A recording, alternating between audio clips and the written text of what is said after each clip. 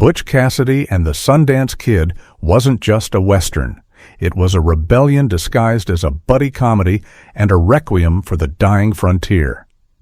Behind the charm of Paul Newman and the quiet cool of Robert Redford, chaos brewed on set.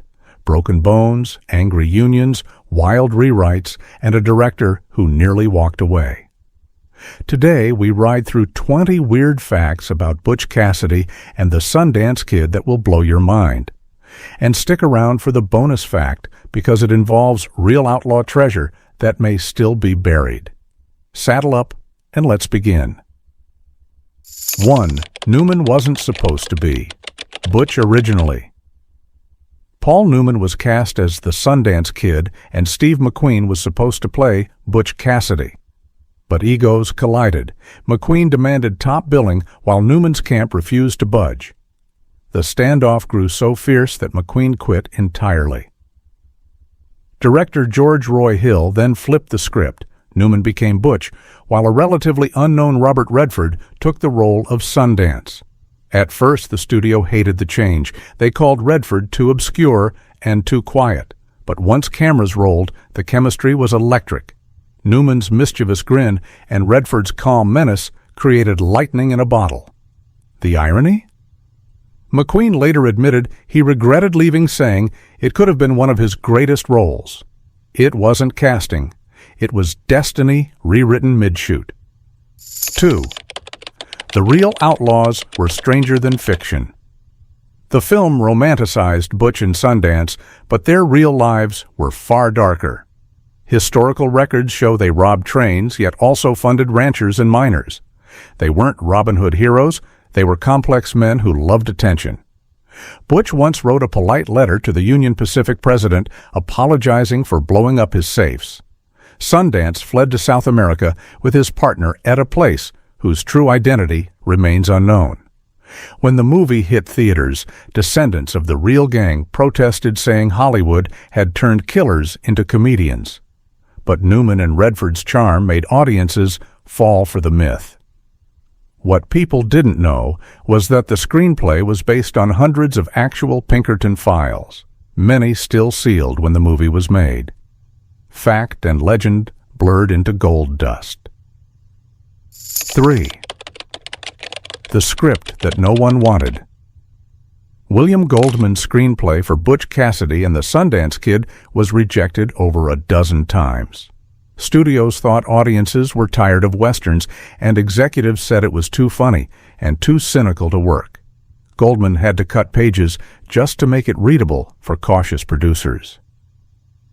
When Newman signed on, everything changed. Suddenly, every studio wanted it. The script sold for a record price at the time, $400,000, unheard of in the late 60s. Goldman later said he wrote the story because he was fascinated by loyalty between men who knew their world was dying. It wasn't about outlaws. It was about extinction.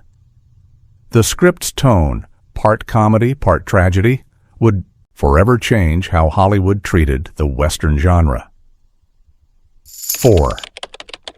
A director who nearly quit. George Roy Hill was known for his temper. On set, he clashed constantly with Newman, who liked to improvise, and Redford, who resisted direction. During the famous river jump scene, Hill reportedly stormed off after multiple takes went wrong. The water was freezing and Redford refused to use a stunt double. At one point, Newman argued that the jump should look clumsy to make it real. Hill yelled that clumsy didn't win Oscars. The tension boiled until Newman lightened the mood with his trademark prank, swapping Hill's call sheets with doctored ones full of fake dialogue. Everyone cracked up. That laughter saved the day. Despite their fights, Hill captured the balance between adventure and melancholy that made the film timeless. Without his stubbornness, it might have drowned with the dailies. 5. The bicycle scene was pure accident. That joyful sequence of Butch riding a bicycle to Raindrops Keep Fallin' on My Head wasn't in the original plan. It started as a throwaway test shot. Newman found the bike between takes and began goofing around while the camera rolled. Hill loved the spontaneity and decided to build a whole montage around it. Burt Bacharach's song was added later, despite strong studio objections. Executives said modern pop had no place in a Western, yet the contrast between the carefree melody and the inevitable doom of the characters became the movie's emotional core. Newman later joked that he could barely stay upright during the ride. What audiences saw as playful freedom was actually improvised chaos that symbolized the last innocent moment before the West faded forever. 6. Redford's name wasn't even on the poster. When the film premiered, the marketing department didn't think Robert Redford was famous enough to deserve equal billing. His name appeared smaller and sometimes not at all on international posters. Paul Newman was the star, the guaranteed draw. Redford stayed silent, but the slight burned. After the movie's explosive success, everything changed. Audiences loved Sundance as much as Butch. Within months, Redford was one of the most bankable names in Hollywood. Later, he said the experience fueled his decision to start the Sundance Institute and the film festival that now bears his character's name. The irony is poetic. The kid who was nearly erased became the symbol of independent cinema. Not resentment. Transformation. 7. That cliff jump was real and terrifying. There were no CGI effects in 1969. When Butch and Sundance leap into the gorge shouting for their lives, the fear on their faces is real. Redford insisted on performing the stunt himself, while Newman played along, even though the drop looked deadly. The crew built a hidden platform under the camera to catch them in the water below, but the current was still brutal. One misstep could have smashed bones, or worse. The day before filming both, actors rehearsed repeatedly until Hill yelled, "Just jump already." When they finally did, the splash destroyed one camera and nearly took Redford downstream.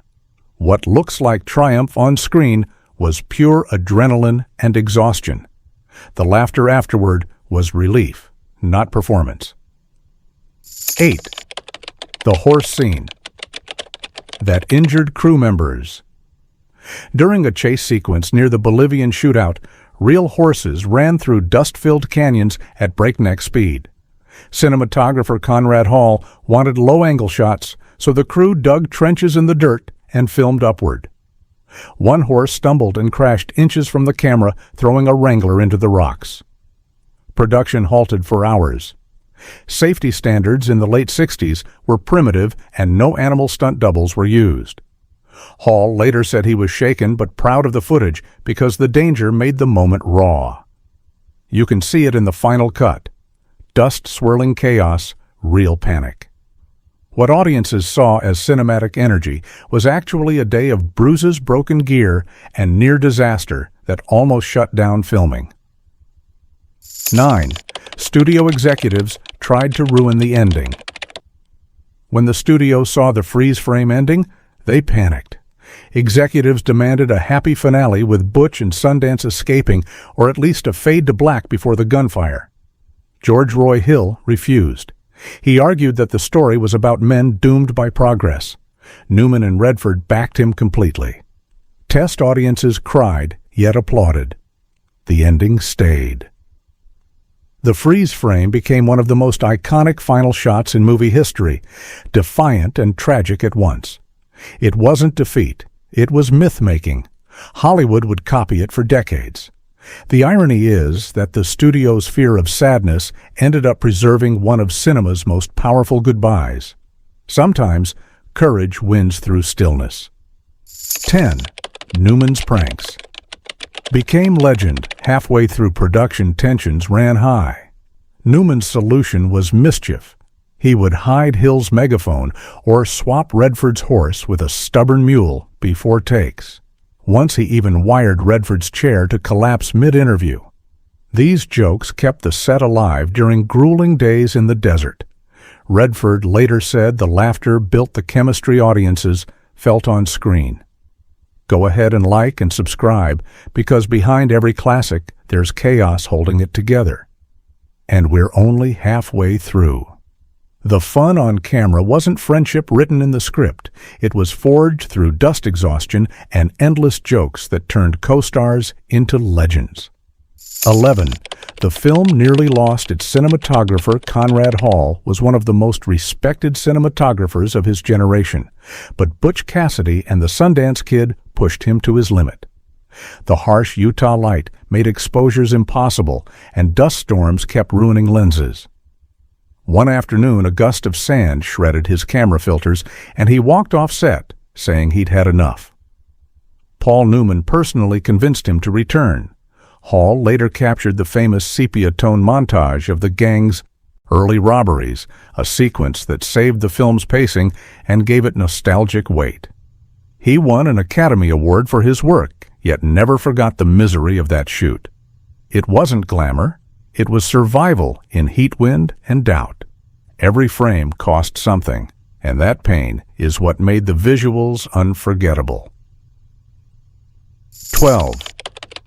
Newman and Redford trained like real outlaws.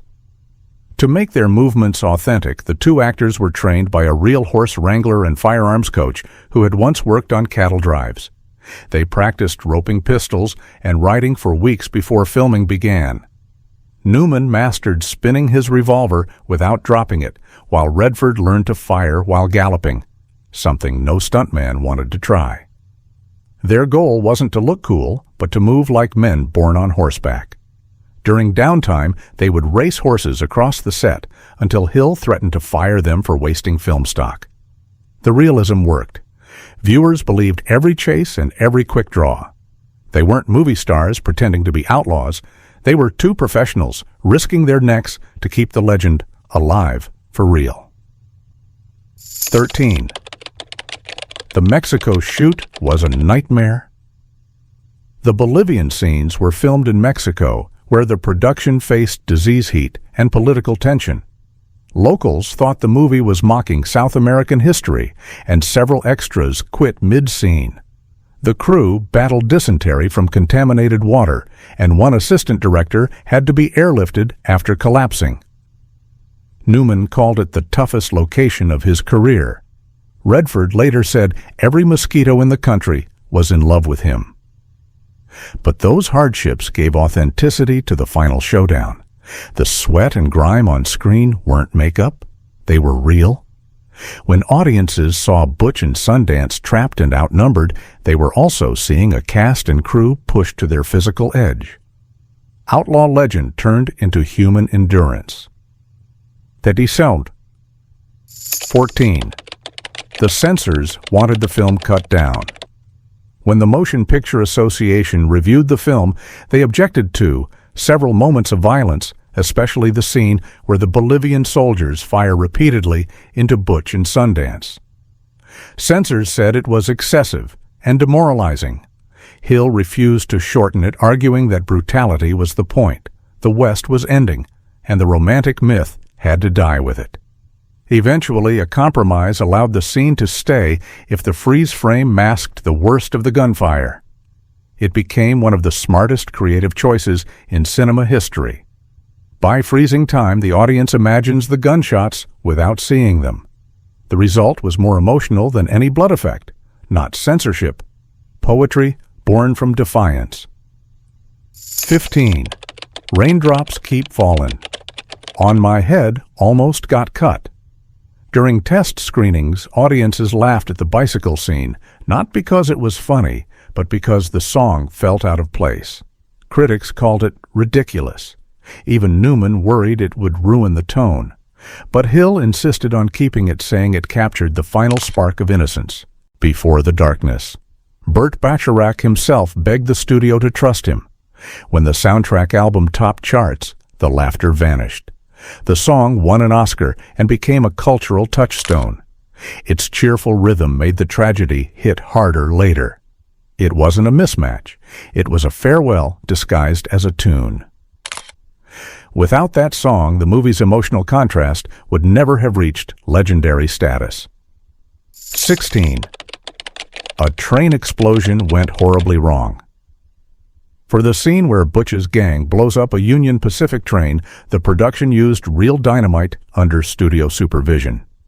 The goal was a small controlled blast for a wide shot. Instead, the explosion was so violent that debris flew hundreds of feet, destroying cameras and terrifying everyone on set. Paul Newman was nearly hit by flying metal. Crew members dove for cover while George Roy Hill screamed "cut," but the echo drowned his voice.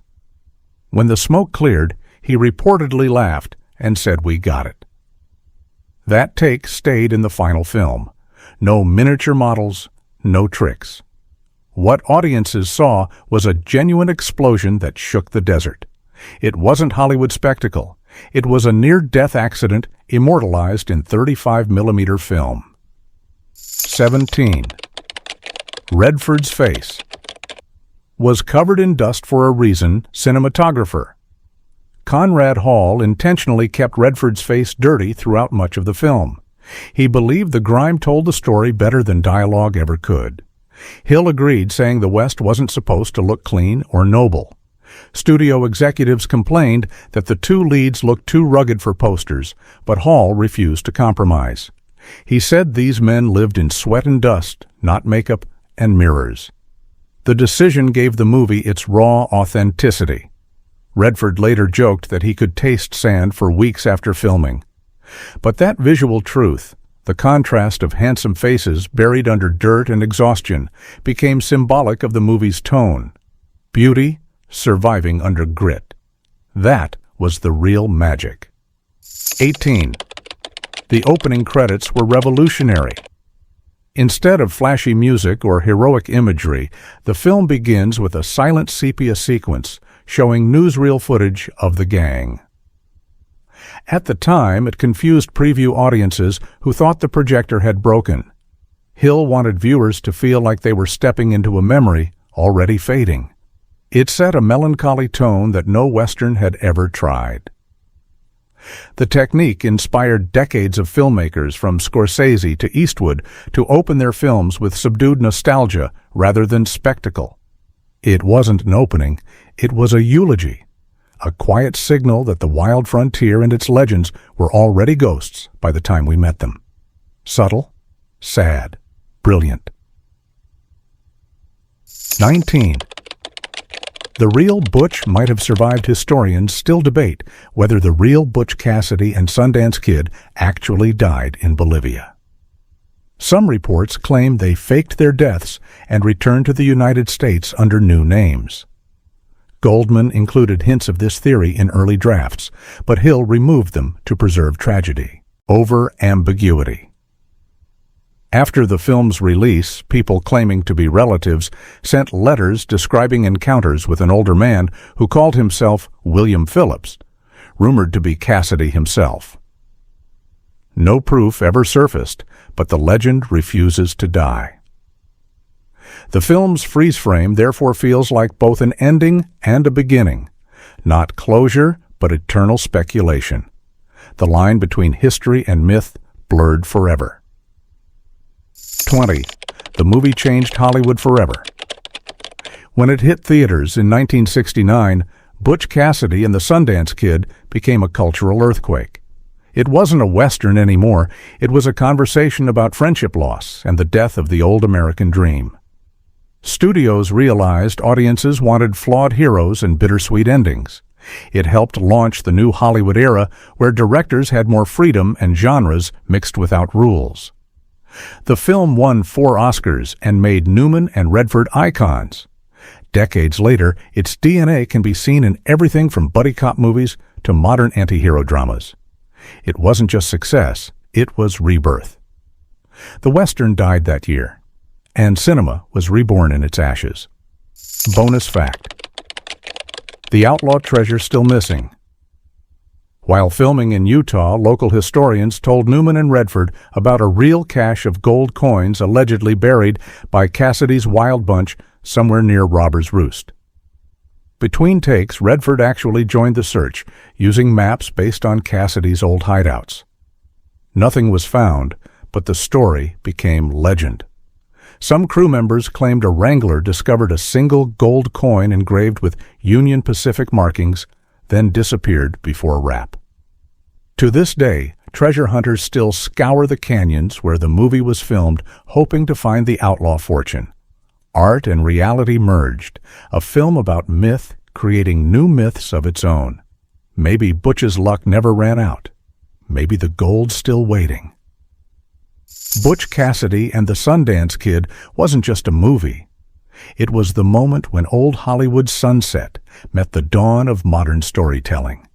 It mixed laughter and death beauty and dust. Behind every smile was hardship, behind every frame chaos. 50 years later, its spirit still rides, free, defiant, and unforgettable. Subscribe for more stories where legends never fade.